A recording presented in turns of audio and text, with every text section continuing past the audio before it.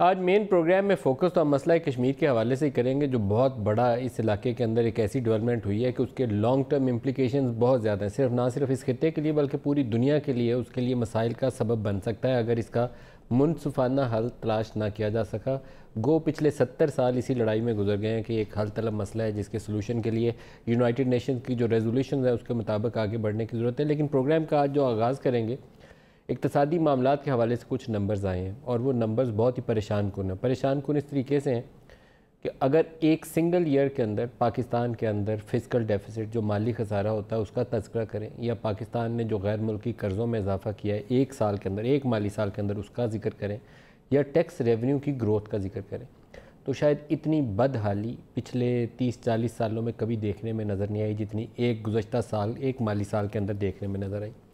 पाकिस्तान का जो total budget खसारा है तारीख़ में एब्सोल्यूट नंबर के तौर पर मुझे नहीं याद पड़ता कि कभी मैंने माजी में रिपोर्ट किया हो कि 3,444 अरब रुपये एक साल के अंदर आपको खसारा हुआ है।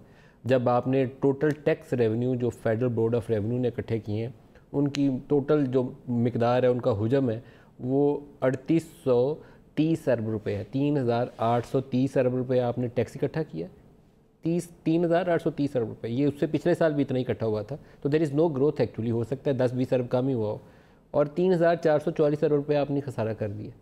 कोई वाइबिलिटी बनती है? 3,800 रुपये आप इकट्ठा करें और 3,400 का खसारा आप कर रहे हो, आप ज़िंदा ही नहीं रह सकते। ये सूरत हाल है एक साल के अंदर, और उसी साल के अंदर 11.1 बिलियन डॉलर एक्सटर्नल डेट में इजाफा हुआ। अब PMLN और पाकिस्तान पीपल्स पार्टी, उन्होंने बहुत मिसमैनेज किया, अच्छे से गवर्नेंस का मुजाहरा नहीं किया, जिसका नतीजा हमें नज़र आता है कि पाकिस्तान का जो गैर मुल्की कर्ज़ों का हुजम है वो 95 बिलियन डॉलर पे खड़ा था 30 जून को।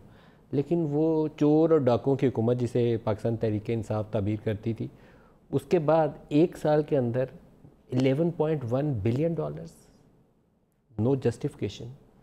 और जो हमारा करंट अकाउंट डेफिसिट है, जो अदायगियों के तवाज़ुन का खसारा जिसे हम बोलते हैं, उसमें जो कमी दिखाई जा रही है या बताया जा रहा है कि हमने ये रिडक्शन अचीव किया है as compare to previous fiscal years, क्या उसकी वजूहात को जानने की कोशिश की कि पाकिस्तान के साथ हो क्या रहा है? जो स्लो डाउन आ गया इकॉनमी के अंदर और जो इंटरेस्ट रेट को जिस तरीके से बढ़ाया गया और जिस तरीके से डिवैल्यूएशन की गई, वो स्लो डाउन का नतीजा है कि पाकिस्तान में टैक्स रेवेन्यू बढ़े नहीं, बजट खसारा जो है वो इतना बढ़ गया, और पाकिस्तान में जो इंटरेस्ट पेमेंट का बोझ है वो इतना ऊपर चला गया कि पूरा बजट हमारा वो खा जा रहा है। इंटरेस्ट जो हमारे सेंट्रल बैंक का पॉलिसी रेट हुआ करता था 6% के करीब, वो 13.25% से तजावुज़ कर चुका है।